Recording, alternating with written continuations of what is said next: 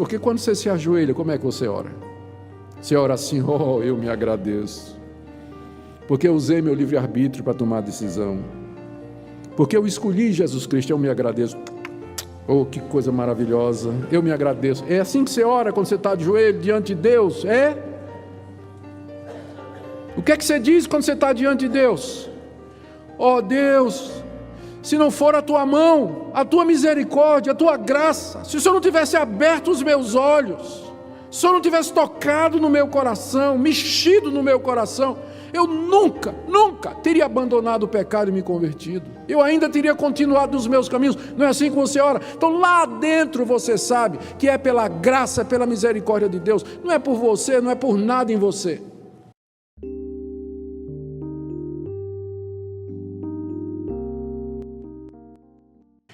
A lei de Moisés, os 10 mandamentos, eles foram dados muito tempo depois do pecado de Adão. E alguém então poderia dizer: se não tem lei, não tem pecado. Se não tem uma placa dizendo é contramão, como é que o guarda pode me multar? Eu sei que às vezes eles multam a si mesmos, mas o normal é que não multem, né? Se não está dizendo é errado, então eu posso fazer. Então, se não há lei, também não há pecado. Ora, a lei foi dada por Moisés muito tempo depois de Adão. Como é que podia haver pecado antes da lei, se é a lei que diz não faça isso, não faça isso, não faça aquilo outro e assim por diante? A resposta de Paulo já foi dada no capítulo 1. Já foi dada no capítulo 1, quando ele diz que o homem nunca esteve sem lei. A lei está gravada no seu coração. Capítulo 2, aqui da carta aos Romanos.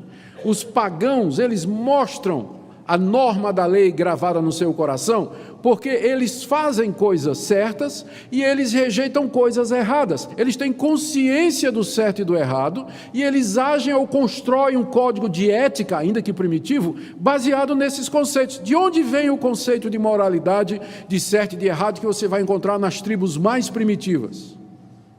Exatamente da lei de Deus gravada no coração, pelo fato de que o homem foi feito à imagem e semelhança de Deus. Então, mesmo que o homem não tenha recebido a lei através de Moisés, senão muitos anos depois, centenas de milhares de anos depois, ainda assim o pecado estava no mundo, como diz Paulo no verso 13, até ao regime da lei, ou seja, até a lei ser dada, havia pecado no mundo.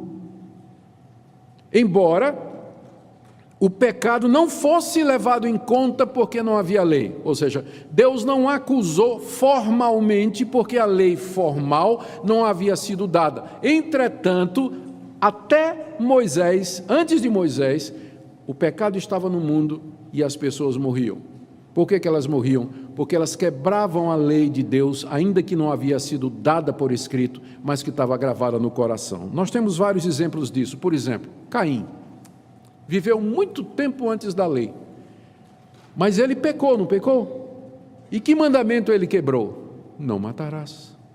Não tinha sido dado por escrito, mas era errado. Ele sabia que era errado, todo mundo sabia que era errado, mas ele matou o irmão e, como consequência, ele foi punido por Deus. Aquela geração do dilúvio, que viveu na época de Noé, muito tempo antes de Deus dar a lei, e que foi toda condenada por Deus, morreu debaixo do dilúvio. Eles não tinham a lei escrita em tábuas de pedra, mas eles foram condenados e mortos. Por quê? Porque eles quebraram todos os mandamentos. Não estavam escritos em tábuas de pedra, mas na tábua do coração. Eles sabiam que a corrupção em que eles viviam, a imoralidade em que eles viviam, a idolatria em que eles viviam, a mentira em que eles viviam, o deboche para com as coisas de Deus que eles viviam, a rejeição da pregação da verdade que era feita por Moisés, eles sabiam que aquilo tudo era errado. Não precisou a lei de Moisés, estava gravado no coração e, portanto, eles foram condenados. Sodoma e Gomorra, muito antes de Moisés dar a lei, ela foi condenada por quê? Porque no fundo do coração e na consciência, todo mundo sabe que a prática que era feita em Sodoma e Gomorra, de onde vem o nome sodomia, que é a prática do homossexualismo, todo mundo sabe que é errado, é antinatural. Não precisa a lei de Deus dizer, não adulterarás, que é o mandamento que eles quebraram. Esse mandamento, não adulterarás, ele protege a família. Então, qualquer coisa que vá contra a família, quebra o 7º mandamento. Não estava escrito na lei, que eles não tinham recebido, mas eles sabiam que era errado, por isso foram castigados depois de avisados. Ou, por aí, se você ainda quer outro exemplo, Esaú, aquele irmão de Jacó, que trocou a sua primogenitura por um prato de comida. Ele chegou com fome, viu lá aquele prato bonito que Jacó tinha feito e quebrou que mandamento? Não cobiçarás. Ele não tinha não cobiçarás escrito, mas o não cobiçarás estava no coração. Ele cobiçou aquela comida a ponto de trocar a sua primogenitura. Ele era o filho mais velho, herdeiro das promessas. Ele passou tudo para Jacó em troca daquilo ali. Então, se a gente olhar a história da humanidade antes de Moisés para trás, de Adão até Moisés, nós veremos como a humanidade sabia, conhecia, quebraram todos os mandamentos de Deus. Quando Deus deu a lei a Moisés, os 10 mandamentos, não farás, não farás, não farás, ou farás, farás, farás. Deus estava formalizando apenas aquilo que já existia antes. E a prova disso, diz o apóstolo Paulo, é que a morte reinou mesmo antes de Deus dar a lei a Moisés. E onde está a morte, o que é que tem antes? Pecado. E o pecado, para existir, tem que ter uma lei. Só que no caso não era lei escrita, mas era a lei que Deus tinha revelado e que está no coração e na consciência. Paulo fala disso no capítulo 2. Mesmo que eles não pecaram como Adão pecou, verso 14, reinou a morte desde Adão até Moisés. A morte reinou no sentido de que ela é imbatível. Como um soberano cruel, ela decretou a morte a todos os seus súditos. Ninguém podia vencê-la. A morte reinou. Agora, é claro, depois que Jesus Cristo ressuscitou dos mortos, a morte não mais reina. Ela foi vencida em Cristo Jesus. Mas nós vamos chegar lá no capítulo 6. Mas por enquanto, Paulo está dizendo isso aqui. A morte reinou desde Adão até Moisés, mesmo sobre aqueles que não pecaram à semelhança da transgressão de Adão. A transgressão de Adão, ela foi específica, porque Adão desobedeceu uma ordem direta de Deus, muito específica, dada pessoalmente por Deus. Os descendentes de Adão não pecaram da mesma forma, eles não tiveram uma ordem específica e clara, dada diretamente da boca de Deus para eles, mas eles quebraram todo o conhecimento do certo e do errado e da verdade que eles aprenderam e que lhes foi transmitido e que estava gravada no coração. A morte reinou sobre eles, mesmo que eles não pecaram à semelhança de Adão. O pecado e a morte, então, se tornaram universais. Bom, queridos, o último ponto aqui é que no final do verso 14, Paulo fala de Adão dizendo que ele prefigurava aquele que havia de vir. Ou seja, literalmente, está escrito aqui, Adão era um tipo de Cristo. O tipo significa um modelo, um exemplo, alguma coisa que antecipa uma pessoa ou um acontecimento que vai surgir mais adiante, uma figura, uma sombra, um símbolo. Era isso que Adão representava. E o que eu vejo aqui é a misericórdia de Deus, porque aquele mesmo através de quem o pecado e a morte entraram no mundo e contaminou toda a raça humana, ele já era figura daquele outro que haveria fazer certo o que ele fez errado, trazendo misericórdia e redenção para todos nós. Já vejo a misericórdia de Deus e a compaixão de Deus aqui, quando Paulo fala que Adão era uma figura daquele que havia de vir. Ou seja, Deus não nos abandonou na nossa miséria, na nossa perdição e no nosso castigo. Eu quero terminar com algumas lições que a gente pode resumir, sintetizar da passagem e depois fazer algumas aplicações. Primeiro, eu queria chamar a sua atenção para o fato de que Paulo se refere a Adão como uma figura histórica, como uma pessoa. Você vai encontrar gente dentro das igrejas evangélicas, com certeza na sua universidade, que vai dizer que Adão é um mito, é uma figura que foi inventada. Até alguns evangélicos vão querer dizer isso, que a Bíblia, aquela primeira parte da Bíblia, especialmente os 3 capítulos de Gênesis, eles foram escritos em linguagem mitológica, lendária. Não faz sentido Deus fazer um boneco, né, do pó da terra, soprar e ele virar alma vivente, uma mulher da costela, né? Que coisa, né? Então, você vai encontrar até entre os evangélicos que vão dizer assim que os 3 primeiros capítulos de Gênesis, onde se narra a criação e a queda do homem, eles são, na verdade, mitos, né? São sagas e que devem ser lidos retoricamente, não literalmente, mas apenas como sendo ilustrações ou símbolos de verdades que os seus autores gostariam de passar, mas não aconteceu na história real. Você percebe qual o problema desse tipo de interpretação. Porque se não existiu uma pessoa chamada Adão, se essa pessoa não desobedeceu a Deus, se ela não caiu do estado original em que ela se encontrava, então nós ficamos sem explicação para o problema do pecado. Então o pecado vem de onde na raça humana? Ficamos sem explicação para o juízo de Deus sobre a humanidade e, pior, nós ficamos sem explicação para a necessidade de Cristo. Por que Cristo haveria de vir? Qual a necessidade dele vir? Então, a historicidade de Adão e dos primeiros 3 capítulos do livro de Gênesis é crucial para o entendimento evangélico da redenção em Cristo Jesus, porque se Adão não era uma figura histórica, essa comparação com Jesus não faz sentido, se torna desnecessária. E aí nós podemos pensar, se Adão não era histórico, então o que mais na Bíblia não era também? E aí nós vamos entrar aqui num escorregador para o qual nós não temos retorno. Para nós é crucial entender e aceitar Adão como tendo sido uma figura histórica, um homem que realmente existiu, que foi criado por Deus e nele criada toda a humanidade, senão tudo mais que nós aprendemos e pregamos sobre o Evangelho, sobre salvação, não vai fazer o menor sentido. Não vai fazer o menor sentido. Segunda coisa que eu queria trazer aqui para nós. Essa passagem, ela nos diz por que é que nós somos pecadores. Ela nos ensina por que é que nós já nascemos inclinados a todo mal. Ela nos mostra por que é que nós nascemos parte de uma raça que já está debaixo do juízo de Deus. E essa passagem deveria ser suficiente para nos explicar por que que há sofrimento no mundo. E ela também deveria ser suficiente para nos ajudar a não fazer esse tipo de pergunta. Por que que os inocentes sofrem? Por que essa pergunta não faz sentido? Porque não tem inocente, gente.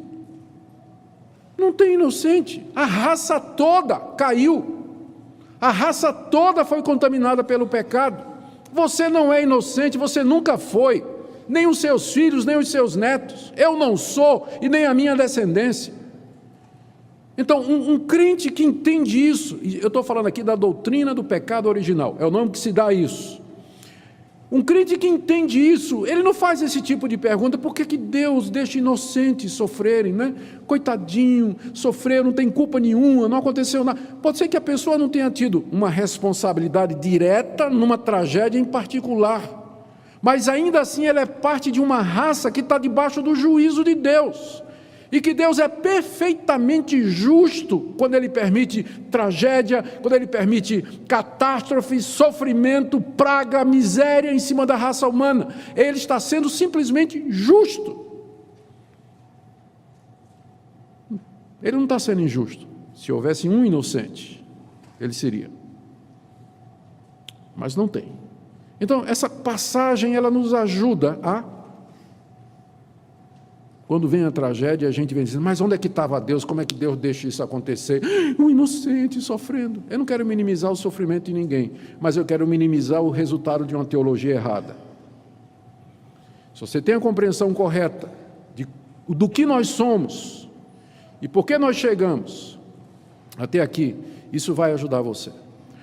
Outra coisa que essa passagem nos ensina é que, apesar do apóstolo Paulo colocar no pecado de Adão a responsabilidade pela entrada da morte, da contaminação de toda a raça humana, em nenhum momento a responsabilidade individual individual nossa é contestada. Cada um de nós é responsável. Não adianta você dizer assim, Deus, por que o Senhor vai me condenar? Eu já nasci pecador. Eu já nasci filho de Adão? Eu já nasci inclinado a todo mal? A resposta de Deus é que quando você peca, você faz isso porque quer, faz com gosto, e você está imitando seu pai Adão. E se você estivesse lá naquele dia no paraíso, você faria a mesma coisa. Então, a mesma Bíblia que diz que o pecado entrou no mundo pela queda de Adão, e com o pecado a morte, é a mesma Bíblia que nos responsabiliza individualmente pelos nossos atos pecaminosos, pelos erros que nós cometemos. E, finalmente, essa passagem nos mostra que a salvação nunca pode proceder da raça humana. Não tem como vir da raça humana a resposta ou a solução para a situação de miséria em que nós nos encontramos. Nenhum de nós, nenhum ser humano pode dar conta disso, ou suprir o que falta, ou de alguma forma alcançar um mérito diante de Deus, que elimine o juízo de Deus e a morte que está decretada já. Por isso que nós repudiamos a doutrina de salvação por obras. Qualquer religião que vai ensinar que o homem pode se salvar através de mérito, de fazer isso, fazer aquilo, nós repudiamos e rejeitamos. Será que não tem Romanos 5 na sua Bíblia?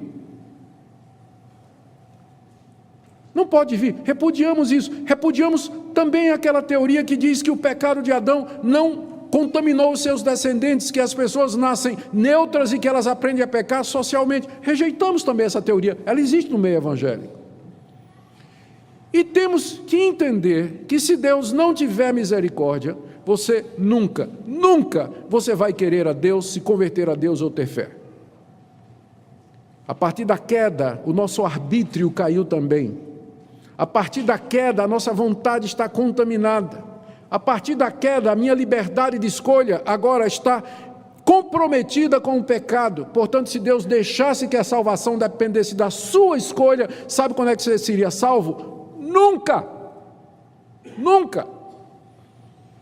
Se hoje em dia você crê, se hoje em dia você é salvo, se hoje em dia você está arrependido, só tem uma pessoa que vai receber toda a glória, não é você.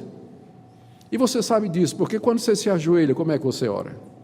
Você ora assim: oh, eu me agradeço, porque eu usei meu livre-arbítrio para tomar a decisão, porque eu escolhi Jesus Cristo, eu me agradeço.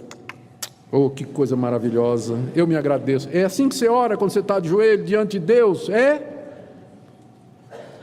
O que é que você diz quando você está diante de Deus? Oh Deus, se não for a tua mão, a tua misericórdia, a tua graça, se o Senhor não tivesse aberto os meus olhos, se o Senhor não tivesse tocado no meu coração, mexido no meu coração, eu nunca teria abandonado o pecado e me convertido. Eu ainda teria continuado nos meus caminhos. Não é assim que você ora? Então lá dentro você sabe que é pela graça, é pela misericórdia de Deus. Não é por você, não é por nada em você. Filho de Adão, me ouça. Não é por causa de você, filho de Adão, e vocês, filhas de Eva. Não é por nada em nós, mas é por causa do Filho de Deus, Jesus Cristo. Pela graça que vem através dele, pela redenção completa que há nele, é que nós podemos ser salvos da nossa condenação. O que nos resta é, de fato, crer nesse Cristo, nesse Redentor, nesse último Adão, nesse segundo homem que fez certo o que o primeiro fez errado, e receber o perdão, e a redenção, e a vida eterna, que vem através dele. Ou que você faça isso nessa noite, filhos de Adão e Eva, que vocês nessa noite creiam no Filho de Deus, e que dependam somente dele, para salvação e perdão. A palavra de Deus nos ensina claramente em Romanos 3:23, que todos pecaram e carecem da glória de Deus. Esta verdade não faz distinção entre indivíduos. Não há nenhum ser humano que possa se eximir dessa realidade. Se pensarmos que podemos nos salvar por nossas próprias ações ou méritos, corremos o risco de sermos enganados por nossa própria natureza pecaminosa. A Bíblia nos revela que o pecado entrou no mundo por meio de Adão e Eva, conforme descrito em Gênesis 3. Desde então, a natureza humana foi corrompida, e todos nós herdamos essa inclinação ao pecado. É essencial que compreendamos o peso do pecado e suas consequências. O pecado não é apenas um erro ou falha, ele é uma violação da lei de Deus. Em Romanos 6:23, Paulo nos lembra que o salário do pecado é a morte. Este versículo não se limita a uma morte física. Ele se refere a uma separação eterna de Deus, a fonte da vida e da verdadeira paz. Quando pecamos, nos distanciamos de sua presença gloriosa, e isso gera uma profunda consequência em nossas almas e em nossas vidas. Porém, amados, não devemos perder a esperança. É por meio do reconhecimento do nosso pecado que podemos realmente entender a maravilha da graça de Deus. O Evangelho nos ensina que, embora sejamos pecadores, Deus proveu um caminho de redenção através de Jesus Cristo. Em 1 João 1:8, lemos: Se dissermos que não temos pecado, a nós mesmos nos enganamos, e a verdade não está em nós. Se confessarmos os nossos pecados, Ele é fiel e justo para nos perdoar os pecados e nos purificar de toda a injustiça. Aqui, encontramos a beleza da misericórdia divina. Não somos deixados em nossa condição pecaminosa, mas somos convidados a confessar e a receber perdão. No entanto, essa confissão não deve ser feita de qualquer maneira. Devemos abordar Deus com um coração contrito e humilde, reconhecendo a gravidade do nosso pecado. O arrependimento, conforme descrito nas Escrituras, não é apenas um sentir-se mal por nossas ações, mas um verdadeiro voltar-se para Deus e afastar-se do que o desagrada. Em Salmos 51:17, Davi nos ensina que o sacrifício agradável a Deus é um espírito quebrantado. Um coração quebrantado e contrito não desprezarás, ó Deus. O arrependimento verdadeiro produz transformação em nossas vidas e nos conduz a um relacionamento mais profundo com nosso Criador. Outra razão pela qual devemos entender que todos nós pecamos é que isso cria uma atmosfera de humildade e compaixão dentro da comunidade de fé. Muitas vezes, somos rápidos em julgar os outros por suas falhas, esquecendo que somos iguais perante Deus. Em Gálatas 6:1, Paulo nos exorta: Irmãos, se alguém for surpreendido em alguma falta, vós que sois espirituais, restaurai-o com espírito de mansidão, considerando-te a ti mesmo, para que não sejas tentado também. A consciência do nosso próprio pecado nos impede de sermos orgulhosos e nos ajuda a nos aproximar dos outros com amor e apoio, ao invés de condenação.